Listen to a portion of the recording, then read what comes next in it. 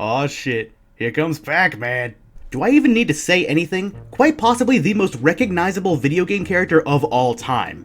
Although not very many people seem to know any of the games outside of the arcade originals. Ask anybody to name 10 Pac-Man games and they'll probably get a restraining order. It's not worth potentially finding another fan of Pac and Roll. Pac-Man nowadays is unfortunately one of those legacy brands that's plastered everywhere on merchandise, while a lot of the recent games have been arcade ports, arcade compilations, arcade ports with a gimmick attached, or shovelware mobile games. Although I guess it could be worse because the brand had a serious identity crisis back in the early 2010s with the Ghostly Adventures. But that has long since been abandoned, the tie-in games were delisted, Namco never talks about it, and Twitter dug it back up last year to make fun of it. Pac-Man nowadays is treated like an afterthought for Namco, much like a lot of their heritage IPs, while they go on to make 800 anime tie-in games a year. But I guess that's what happens when you decide to merge with a Japanese megacorporation that has a stranglehold on the anime industry, am I right? However, Pac-Man wasn't always like this. At one point the franchise was thriving with experimentation, and after the end of a certain sub-series, everything went downhill for the franchise. I'm of course talking about Pac-Man World. These games were an interesting experiment for Namco. Pac-Man had a few side-scrollers in the past, like Pac-Man 2 The New Adventures or Pac-Land, which got a Smash stage, but this to my knowledge is the first time Pac-Man got a fully fleshed out traditional platformer. This was definitely hopping on the 3D platforming bandwagon at the time, with Super Mario 64 and Crash Bandicoot starting the trend. Some franchises saw their most memorable games to date, while others died a horrible death. We still miss you, Jim. Today, I'm going to be covering the first 2 games in the series, followed by a part 2 video talking about the 3rd game. This retrospective is also going to be limited to just the main 3 games, and not spin-offs, so no Pac-Man World Rally or Miss Pac-Man Maze Madness. So how did Namco manage to convert this simple yet iconic arcade game into a full 3D platformer? This was uncharted territory for the series, and to my knowledge, Namco hasn't really made a 3D platformer before this. So, since this game was good enough apparently to get a remake in 2022, let's hop right into Pac-Man World 20th anniversary. Wait a minute! Pac-Man the arcade game came out in 1980. This game came out in 1999. That would make it the 19th anniversary. Either they couldn't wait or they were really bad at math. I guess 19th anniversary wouldn't have made for a catchy headline, so fuck it, round it up. You could have just called it Pac-Man World, guys. That's what everyone else calls it. Anyway. This game was developed by a western division of Namco known as HomeTech. They've pretty much worked exclusively on the Pac-Man series, developing the first 2 World games, which I'll be looking at today, as well as Miss Pac-Man Maze Madness and a shitload of Namco Museum compilations. They ceased operations after Namco merged with Bandai, and they were even uncredited for the longest time in Pac-Man World Repack. Let that be some foreshadowing to how chaotic this series was behind the scenes. It initially started as Pac-Man Ghost Zone. The gameplay looked like a train wreck, and I'm not even joking, the game's plot was going to be about some kid seeing a Pac-Man arcade cabinet and deciding to kick it relentlessly while calling it names. Sounds like what Chris Chan used to do to Xbox 360 displays. It eventually got canned, and HomeTech eventually restarted from scratch, and now we have Pac-Man World. There's definitely more to it than that, so just read this on screen and you'll see how crazy this shit was.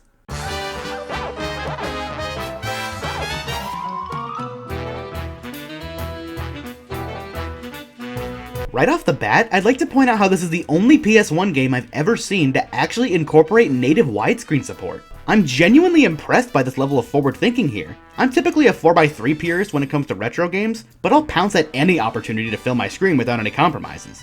Right before this menu appeared, I was treated to an FMV sequence which made me realize I wasn't exactly in Kansas anymore. You gotta love Pac-Man's scream at the end of it too.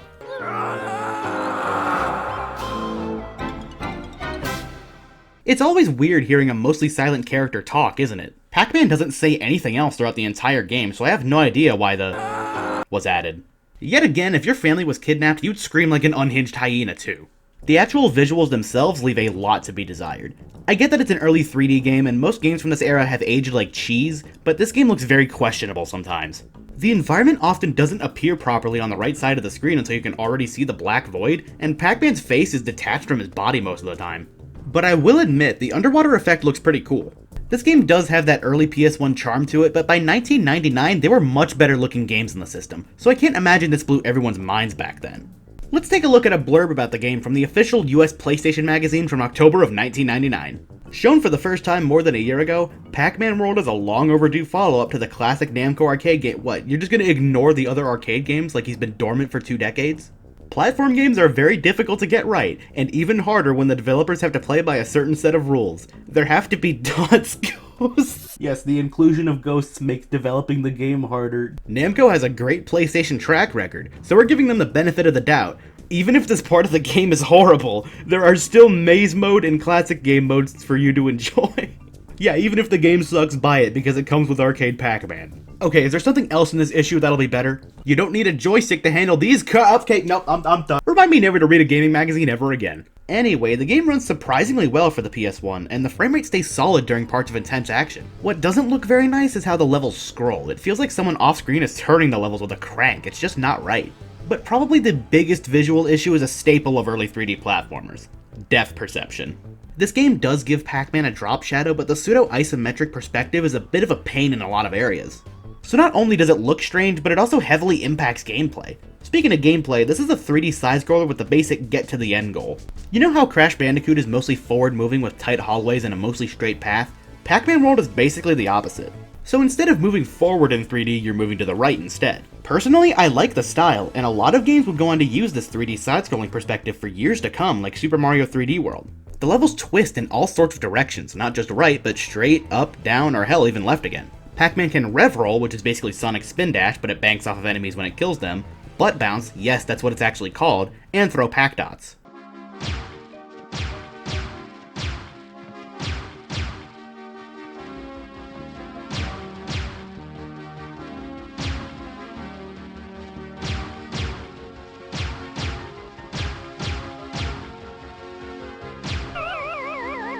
You can't throw Pac dots. There's 6 areas with a boss at the end of each. I really dig the themes they picked: pirates, Egyptian tombs, space, the circus, a factory, and a spooky graveyard. The last one is fitting considering, you know, Pac-Man, ghosts, you get the idea. One thing I really like is how they incorporated the mechanics of the arcade titles into a platformer. Pac dots and power pellets retain their old arcade mechanics, and fruits are used as keys to unlock certain doors. Interesting use of the Pac-Man DNA here. The game also has special stages in the form of mazes. I always thought the idea was pretty cool, especially for the time. A massively popular arcade game just became a smaller part of a much bigger game years later. These are piss easy because you still have your health bar, completely trivializing them because the whole idea of Pac-Man is to keep away from the ghosts. Allowing you to take multiple hits completely removes the tension from these mazes. Did they not think of that when designing these? I also don't like how they take away from your life count. You're basically stuck in these until you finish them. And don't worry, we'll get back to lives later. Another aspect is saving friends. It's mostly Pac-Man's family, but there's this professor dude and a Puka from Dig Dug for some reason. They're found in cages and you gotta find keys elsewhere in the levels to free them. Be warned though, because the game's ending is impacted if you don't rescue them all. Gameplay sounds simple, right? Use your abilities to reach the end of the level while finding extra collectibles and freeing the homies. How's the execution of it all? Controls haven't exactly aged the greatest. Since this came out in 1999, it supports the DualShock controller for movement with the analog stick. Kind of. Despite allowing for analog movement so you can tiptoe around and shit, the game still locks you to 8 directions for movement. It's also really poorly calibrated in my experience, making it way too sensitive when changing directions. This isn't an emulator issue either, because the same thing happens on real hardware and PS3 backwards compatibility. Just play with the D-pad. Anyway, butt bouncing feels too floaty, turning around in midair keeps all of your momentum, and grabbing onto ledges is a gamble. A lot of the time it just doesn't work and I have no idea what I'm doing wrong. Hitboxes are also a major problem. It feels like they're way bigger than they should be. There's so many times where I think to myself, what the fuck even hit me? Butt bouncing on enemies is also a magic trick I haven't quite figured out. Most of the time I can do it no problem. Other times their horizontal front-facing attacks hit me from below somehow even though the enemy still dies. Flying enemies like the parrots in the pirate world or the bats in the graveyard world behave very weirdly with butt bouncing.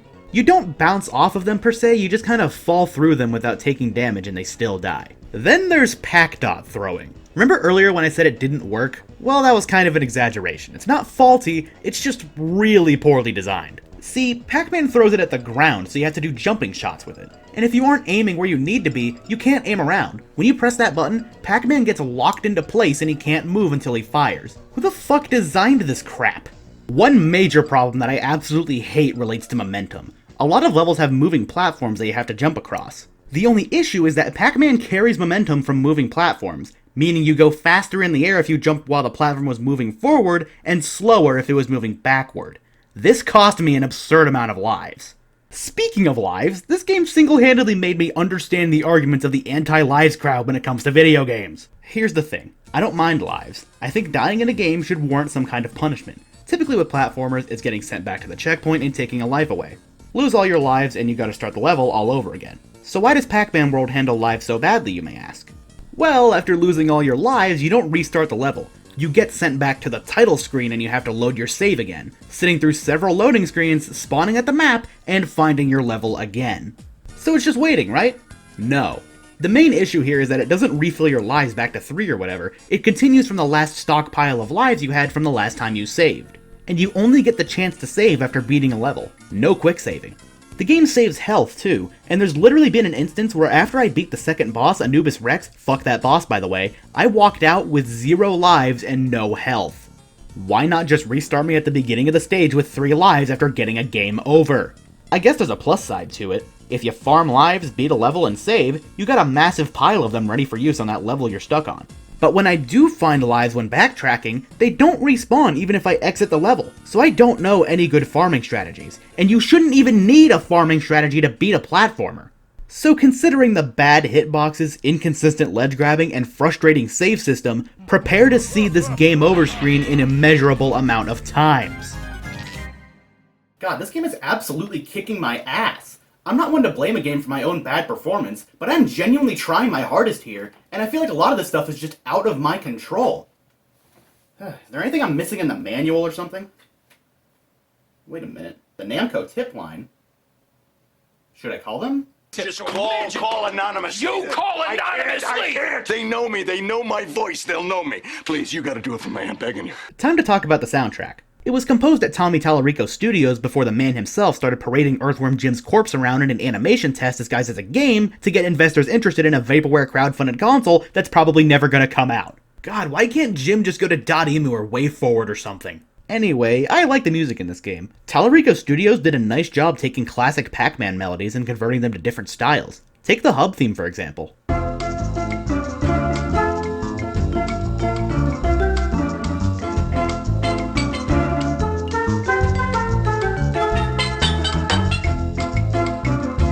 Corsair's Cove just straight up uses the Pac-Man startup theme as well.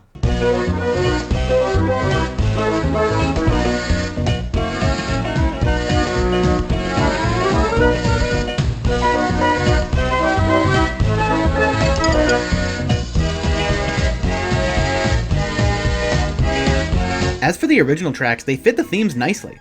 Buccaneer Beach is a pretty welcoming tutorial level.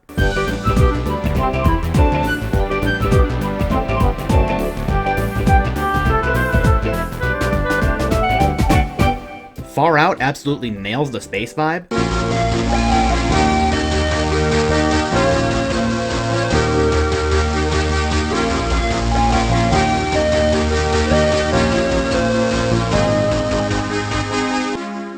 And Under Pressure is probably my favorite track.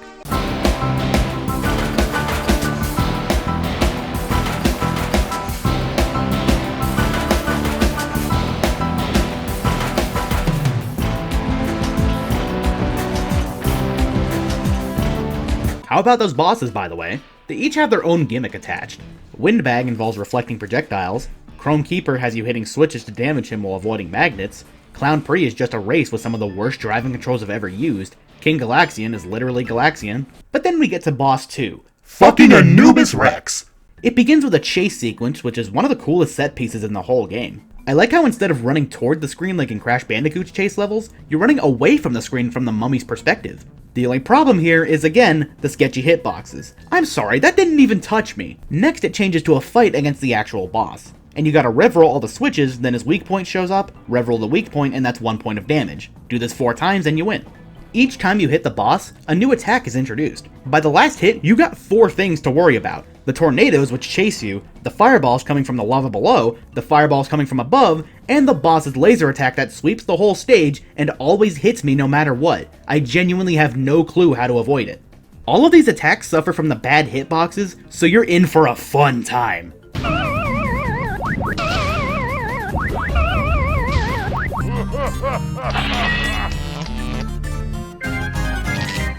You know what? I think I'm done. I just beat the last level, so it's time to face the final boss and end this. Bring it on, Talkman!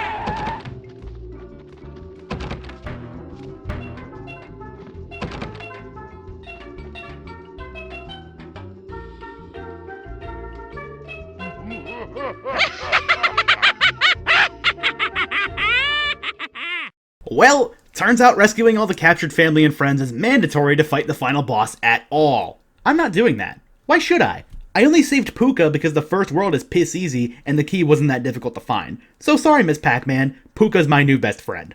I gotta end this part somehow. Is there anything else I can do here? You can replay the mazes from the menu.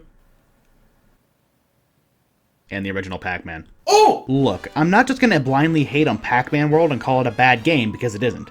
Obviously, from a design perspective, they clearly knew what they were doing. Pac-Man has an easy-to-understand moveset that's relatively fitting of the character. There's a mostly consistent structure. Saving friends in each world is an interesting mechanic, and the idea of having classic arcade-style mazes at special stages is genius. But this game's issues are way too glaring. The hitboxes are janky and imprecise. The platforming itself has a variety of problems. One of your main moves in the game just doesn't work. One of the bosses has what feels like an unavoidable attack due to the game's hitboxes. The final boss is locked behind what seems to be a mostly optional collectible, and the lack of continues with a save system that saves lives and health that you don't have access to without beating a level is a massive thorn in your side.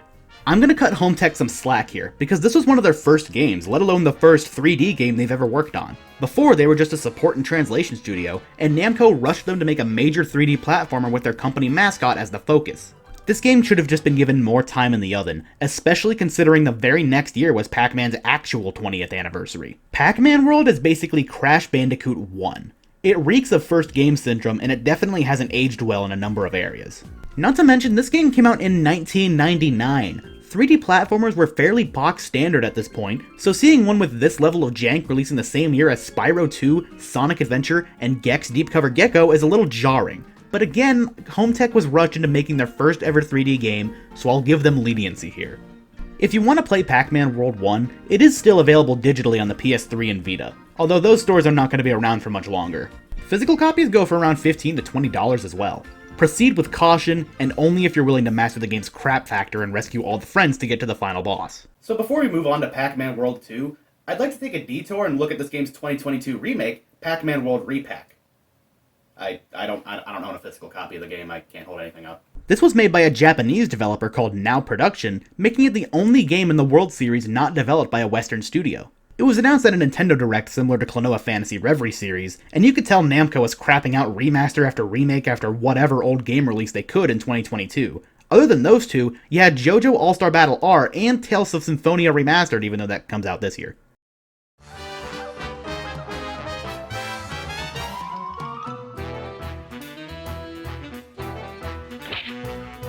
Right off the bat, the opening is drastically different, even outside of the higher quality animation, even though it's not by much. The party is now taking place outside, and each friend and family member is captured by the ghost instead of the bosses. Oh, hold on, let's hear the scream in Repack. Oh, there isn't one. Let's get the elephant out of the room right now. Repack was developed after shit went down with the rights to Miss Pac-Man. I'm not going to explain the whole story, Joni made a pretty good video on the subject, but basically Namco now has to pay royalties for Miss Pac-Man to AtGames of all people. Don't know who AtGames is? Allow me to jog your fucking memory.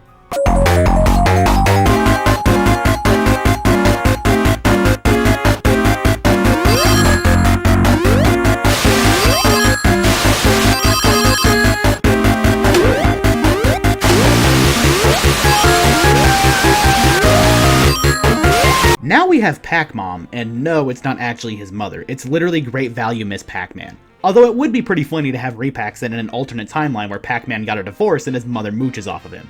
It's not just Miss Pac-Man either. Junior Pac-Man and Baby Pac-Man were replaced by Pac-Boy and Pac-Sis respectively. But hey, at least we still have Puka. Visually, it's a nice upgrade. It does lose some of the charm of the old character designs, but the new ones in Repack are pretty good looking. Talkman specifically got a major redesign, and he kinda resembles Pac-Man from the Ghostly Adventures a little bit, which is pretty fucking funny. I think it's the eyes. He's also a lot more metallic looking, and the jetpack is a nice touch. The effort and presentation in general has seen a massive increase other than poly count. Animations are nice and bouncy, areas look much better now, there's boss intro cutscenes where Talkman shows up to taunt you alongside transformation sequences, and the PC port is actually really good, running the game at a buttery smooth frame rate. The difference between 30 frames and 144 frames is night and day. Gameplay has definitely seen the biggest overhaul. Hitboxes are nice and consistent, the metal power-up gives you a noticeable weight increase, rev rolling feels tighter, and wait, what's this? Pac-Dot throwing actually works! Instead of 2 centimeters from your foot, Pac-Man tosses it in an arc, and while it's not insanely good at long distances, it gets the job done for a quick frontward attack, and it's good for enemies that usually need rev-rolled. Movement is also less floaty as you fall faster and move a bit faster as well. Remember the choppy stiffness with only 8 directions of movement in the PS1 version? Now you have full 360-degree control with the analog stick, and this game has simply never felt better. The D-pad is still a good option considering the side-scrolling and precise movement you gotta do, but the analog control here is silky smooth and it feels great to use. Pac-Man was also given a Yoshi-esque flutter jump as well, and power pellets also make you grow big and smash through obstacles. It's kinda weird. There's far less cheap deaths in this remake too. I got game over after game over in the original game while my Steam save for Repack literally hit 99 lives. Although the flutter jump was probably a factor in that as well. In fact, I do wish the game was a tad bit harder. It's a fun game to chill out with, but sometimes I just blast through it, and believe it or not, there's an easy mode you can turn on. Maybe a hard mode would have been nice. The depth perception isn't that much of a problem anymore, but unfortunately it does creep its head every now and then, especially considering Pac-Man's circular drop shadow was changed to a full shadow that doesn't always stay underneath you in certain areas. I feel like a colored disc under your feet like in Crash Bandicoot 4 would have been a good touch here. Another thing I don't like about Repack is the new slot machine mechanic. Instead of giving you the option to spin the slots after each level, now it forces you to depending on if you picked up any tokens in the level. I just tap the button to skip through it because I don't care, and I actively avoid the tokens in the levels. The gimmicks have also been heavily polished. The King Galaxian stage actually gives you auto fire now, compare that to the PS1 version where you gotta mash that shit. The Clown Brie boss changes it from a top-down RC shit show that controls like AIDS to a first-person perspective with actual driving controls. The original just had you move the D-pad or stick in the direction you wanted to drive. It's weird. Speaking of bosses, they've gotten major changes. Windbag has more health and another phase, Anubis Rex actually saves the platforming for the final phase and the hitboxes fix all the problems with the difficulty, and Chrome Keeper and Talkman are just straight up different fights entirely. Unfortunately, there's still no continues, but you can quick save in the hub world now, so there's that at least. The music has also been given a nice makeover. A lot of the songs are remixed, while some others are just the uncompressed versions from the original soundtrack, but the remixes stay very faithful to their original compositions from Tallarico Studios.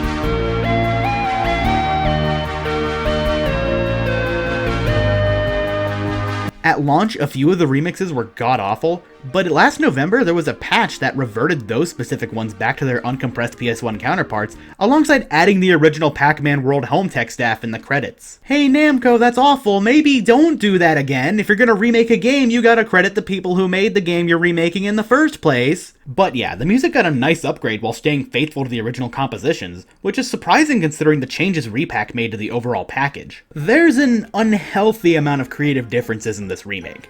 I like to call myself a purist, so slap-happy changes like this bother me. Mainly because it's a common practice in the gaming industry to offer remakes without any official method for playing the original source material, leaving casuals with a product that isn't true to the original game that spawned the remake in the first place. I also care a lot about artistic intent. Sometimes art is the way it is for a reason. Seemingly minor changes can have major ramifications on a piece of art. Why do you think the Star Wars Special Editions are such an infamous part of film history? These changes can heavily impact certain scenes and make a supposedly updated, newer version worse than the original source material. While the story in Pac-Man World isn't exactly Oscar-worthy, and to be honest, its premise is really fucking dumb, Repack made a lot of changes that make it resemble its PS1 counterpart less and less. The cheesy but charming English voiceover is gone, and in a Klonoa-style move, now production made all the characters talk in gibberish and they all sound like minions.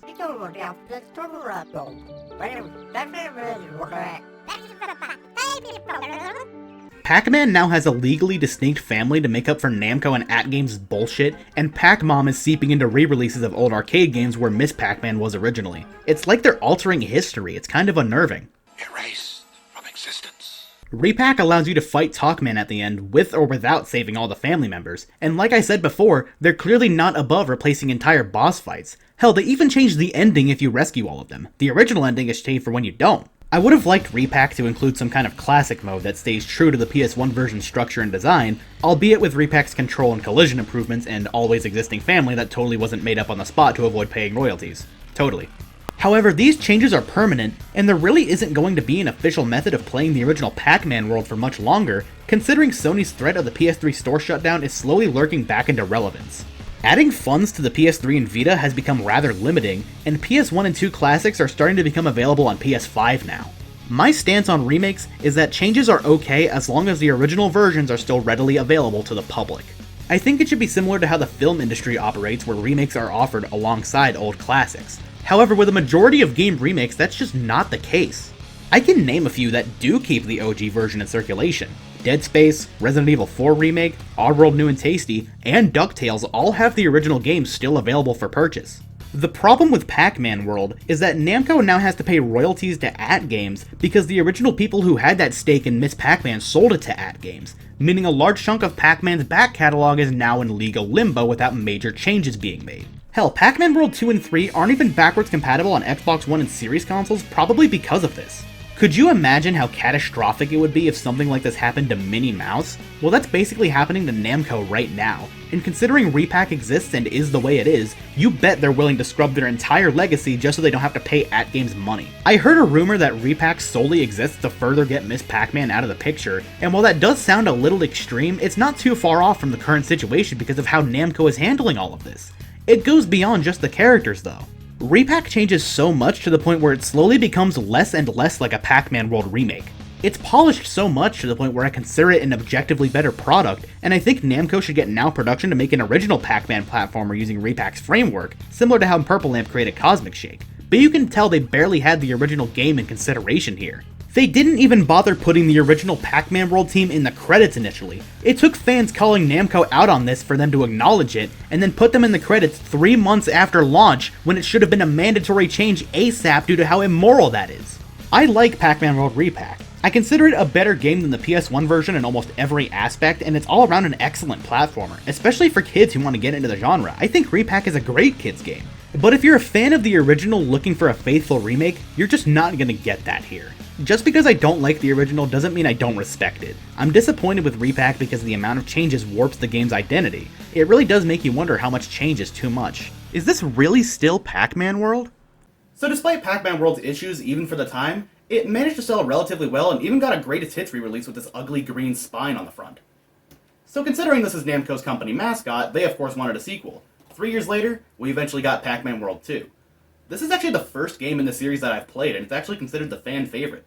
Hometech once again took the wheel during development for the sequel, so how much have they improved within a span of 3 years, and how did they translate the formula for the 6th generation of hardware?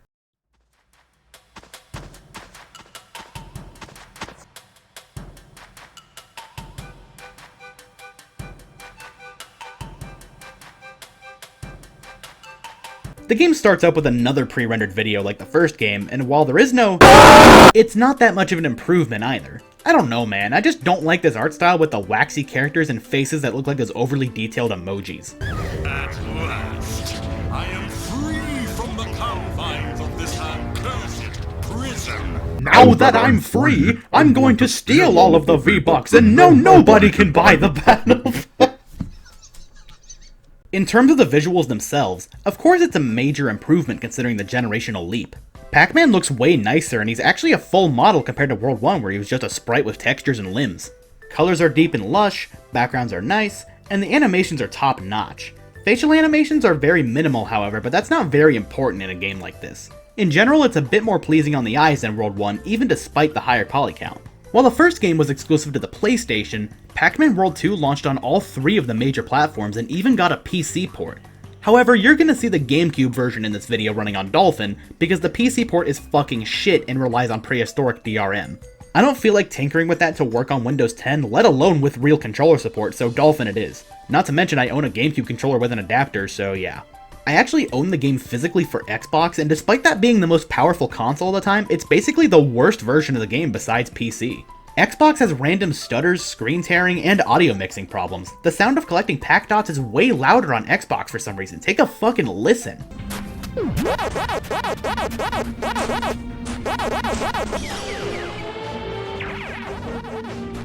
It's still a fine way to play and all, but I say just get it on GameCube. Oh, I almost forgot, the Xbox version has widescreen. But it's not actually a real widescreen. It zooms the game to fit a 16:9 aspect ratio while repositioning the HUD to compensate, leaving you at a disadvantage with a shorter field of view. I've never seen or played the PS2 version, but I assume it's similar to the GameCube port. Pac-Man World 2 follows a similar structure to the first game with some major changes. Despite the game starting you in Pac-A-Village, all that really is a small playground for new players to get used to the controls and to view unlockables. Compare that to Ghost Island from World 1, which acted as a full hub world with level gates. World 2 instead replaces that with a Mario-style map screen. Another big change is the camera and level structure. World 1 had the 3D side-scrolling gimmick, which I rather enjoy, while World 2 puts on the big boy pants, and now you've got a full-on 3D platformer where the camera is behind you and you progress forward through levels instead of right. Pac-Man's moveset is mostly untouched, but throwing Pac-Dots is completely gone. Good. Instead, Pac-Man can do a mid-air flip kick as an airborne attack. This is mainly used for flying enemies and breaking crates, but it can also be used right after the jump button as a short hop of sorts. A change that I don't like is the level themes. The first game had a beach being invaded by pirates, an Egyptian tomb, outer space, the circus, a factory, and a graveyard. Not the most unique ideas of all time, mind you, but it kept you on your toes. World 2 has grass, trees, ice, fire, water, and another graveyard. Really? You couldn't come up with anything better? They're nice to look at, but where's the creativity here? But enough complaining for now, let's get the positives out of the way. Controls are a massive improvement over the first game. You have full analog control like Repack, a bouncier butt bounce, a more fun to use rev roll with levels that emphasize its use more, and ledge grabbing is not only way more consistent, but it's a major mechanic in certain levels. Combine that with hitboxes that actually make sense, and deaths in this game are almost certainly your fault. Another improvement is the gimmicks. You go from ice skating in the mountains to piloting a sub underwater which plays like a shoot 'em up. This is still mostly a platformer though first and foremost, but there's plenty of variety. Fruits are once again used as currency, but instead of opening gates, you break chests with them. I guess they're made of the finest titanium that can only be broken by fucking oranges. They're also required for 100%, and even pack dots are too, so if you're a completionist, be sure to keep an eye out. I actually really enjoy going for as much as I can in this game. Special stage mazes also make their return, but accessing them is a bit different. Instead of getting a Galaxian to unlock a door to open the maze, getting one warps you to the maze immediately. World 2's mazes actually go by arcade rules too, i.e. how it should be. If you win the maze, you keep the Galaxian, and those are also required for 100%. The save system is similar to the first game with it asking if you want to save after every level, but it's saved by a glorious addition. Continues!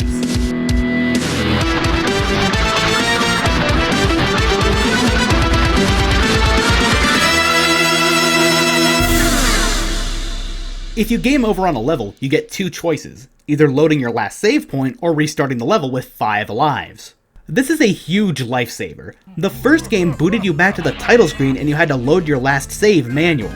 And while it could be convenient if you stockpiled a fuckload of lives, it's a double-edged sword because you could have a save with no lives or health like I did at one point. Here you have the choice of restarting the level with a default life count, and if you've saved before the level with only 1 or 2 lives because you're having a difficult time getting through the game, a continue will save your ass and toss you some freebies. This begs the question, why the fuck did World 1 just kick you back to the menu after getting a game over? Did they seriously not think to themselves during development, maybe we should give players the option to restart the fucking level from scratch if they lose all of their lives? Continues sound redundant in a game that literally saves your progress, but seriously, this is a major improvement over the first game.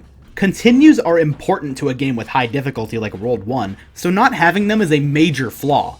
Speaking of difficulty, World 2 is still tough, but it's much more fair this time. Most of the deaths come from the actual challenge in the game itself and not cheapness or jank.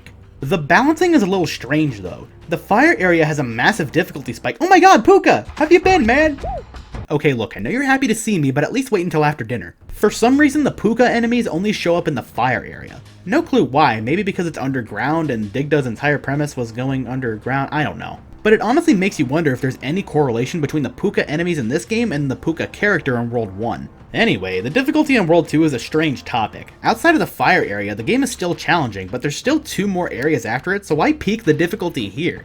Another weird aspect about it is that certain versions of the game are harder than others. Original Black Label prints of the game are harder, while budget re-releases like Greatest Hits and such are nerfed a bit. Hell, the Japanese release of the game was nerfed even harder, and it was a PS2 exclusive over there.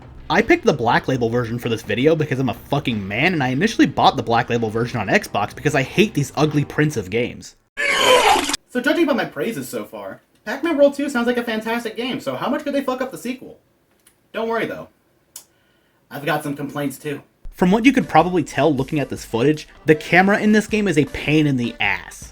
It's one of those cameras that physically collides with the environment, so if there's anything in the way, the camera stops moving. It also has fixed positions it goes into for certain sections, which isn't a bad idea and mostly works, but then there's levels like Magma Opus, where you have to go down a slide and the camera drunkenly stumbles over to the most useless possible angle. Why are you like this? I can't see anything! I actually game overed on this last part of the level, and on my second run, I just rev-rolled down to the checkpoint, skipping the slide. Good thing I landed on that checkpoint. That reminds me, second problem, this game has fall damage for some reason. Yeah, fall damage in a platformer. Sounds retarded, right? Well, it is. If you butt bounce, you don't take any damage from heights, but it's still a jarring addition. I have a feeling it was added to crack down on rev-roll skips like the one I just showed, but why not let people be rewarded for thinking outside of the box? If anything, the skips would just lead to cooler speedruns. Third problem, the bosses. They're nowhere near as creative as the first game. Hell, the first 4 bosses are literally the 4 ghosts, Inky, Blinky, Pinky, and Kinky, I mean Clyde. And for some reason, Inky and Clyde have their names swapped. This specific change was present throughout several Pac-Man titles in the 2000s, and I don't know why. The fights themselves are also pretty mediocre. Blinky is the only one to have a unique robot, while the other 3 are just variations on the same one. Inky shoots saws, Pinky shoots snowballs, and Clyde... oh god, Clyde. Or technically Inky, but whatever. When I said the fire area had a difficulty spike, it peaks with Clyde. Fitting how this fight is in the fire area because this boss is hell. Not only do his projectiles leave behind a lingering fire trail, but his movements too. The arena where you're standing on starts to get covered in fire. You can't damage him by rev-rolling either. You gotta wait until all the attack patterns are over. No shortcuts here. The projectile patterns are also batshit insane. Like seriously, this is absolutely overboard. How is anyone supposed to do this boss without at least taking one hit? And since this game has knockback and hit stun, there's a good chance that the projectiles will either get you into a stun lock or just knock you off entirely. His dialogue is also way more menacing than the other ghosts or even Spooky, the final boss. It starts out quirky enough, you're harder to fry than I thought, it's time to turn up the heat, and other dumb fire related shit, but later on he starts saying, it's time for me to stop taking chances and be done with you. He even says at the start of the fight, I don't think Spooky can take you. And he's right, Clyde's the hardest boss in the game and he makes Spooky look like a joke in comparison. Does Clyde have a canonical power level? Is he a genuine menace? But I still persevered and beat him in about half an hour. Sounds like an eternity, but I genuinely think Anubis Rex from the first game is harder. Clyde is brutal, don't get me wrong, but that's by design, and if you know what you're doing, you've got a pretty good chance. Compare that to Anubis Rex, where by the final phase, the screen is just flooded with attacks and the hitboxes for each of them can suck my left nut. You know what? I'm gonna look at John's review of this game and see what he thinks of this boss. Clyde can go himself with a 10-foot pole and shit in his own mouth until Pinky comes in and cleans up all the that was left on the floor while Clyde was eating his shit, and Inky and Blinky were watching going, that is nasty, Clyde. This boss fight is horrible, and whoever the programmed this needs to get a dildo shoved up their asshole until they're drowning in their own wondering why they even bothered existing in the first place. Okay bro, goddamn, it's not that hard. I still have nightmares. You'd think Spooky would be the hardest boss, but no, I don't even think he's the second hardest. What's with this difficulty scaling? I've never played the Greatest Hits or Japanese version, so it might just be a Black Label issue, but still. Another thing is that the gimmicks in this game aren't exactly paced very well. You'd think you'd get one per area, but it's completely random where and when you get them. After finishing the fire area and going underwater, you're met with 2 swimming levels, a submarine level, and a submarine boss. After that, you get to use roller skates for one level, which is the last gimmick in the whole game. It's literally just the ice skating from the ice area without the auto acceleration, and you can butt bounce this time. If they went a little faster, I would have liked them, but I'm not a fan. It's like they just puked the last 3 playstyles onto you at once in the latter half of the game. One last complaint, this game's got a serious lack of creativity. I know I said earlier how the level themes are far more cookie cutter and generic than the first games, and this sounds like a minor issue, but other than visuals, it makes the game less exciting and more predictable.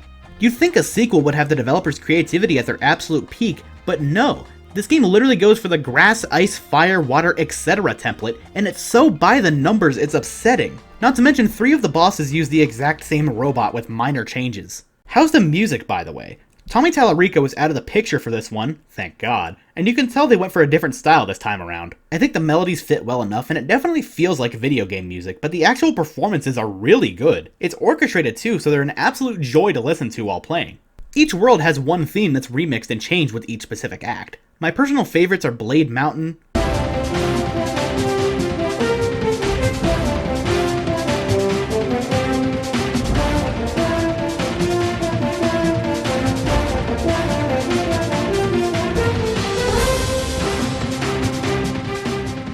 Badoing Woods,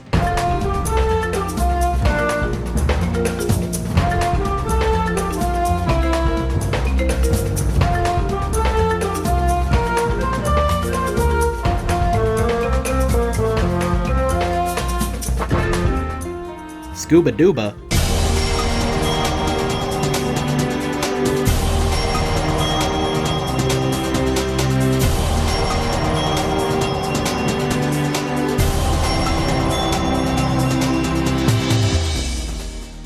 Haunted Boardwalk,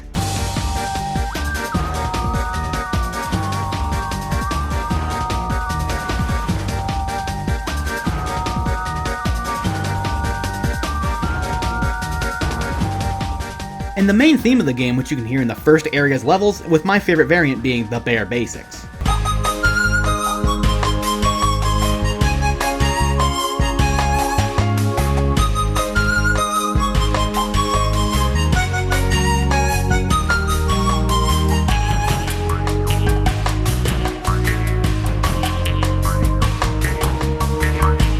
The boss themes are pretty cool too.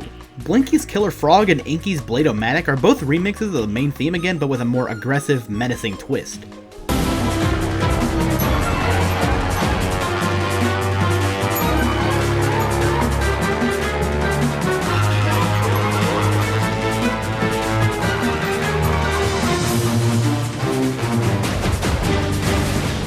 Clyde's boss theme is original, but it's especially apocalyptic, which is fitting for how hard the boss is. Take a listen.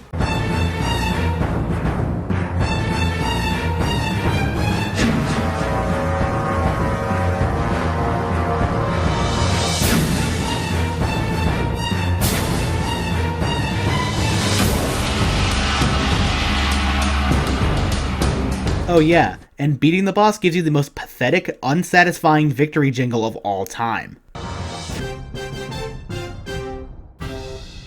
Yay, I did it. This game's soundtrack in general is pretty good. I hope they keep it up with the third game.